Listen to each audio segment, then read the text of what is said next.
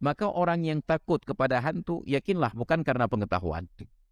Itu karena doktrin berulang-ulang. Hantu, hantu, hantu. Lalu dimunculkan film-film horor, hantu, hantu. Orang yang takut hantu, sebenarnya belum tentu pernah ketemu hantu. Tapi takutnya sudah lebih dahulu. Orang yang tidak takut hantu, bukan tidak pernah ketemu hantu. Mungkin setiap malam ketemu hantu. Cuma karena tidak takut, ya komunikasi saja. Setiap malam pulang. Di bawah rumpun bambu ada yang menyapa. Sehat aku, sehat, alhamdulillah. Tiap malam. Lama-lama penasaran juga ingin tahu. Seorang mah tanya, tiap malam ke saparo. Bertanyalah kita. Pak, itu siapa yang tiap malam di bawah rumpun bambu itu menyapa saya? Ramah tahu dong.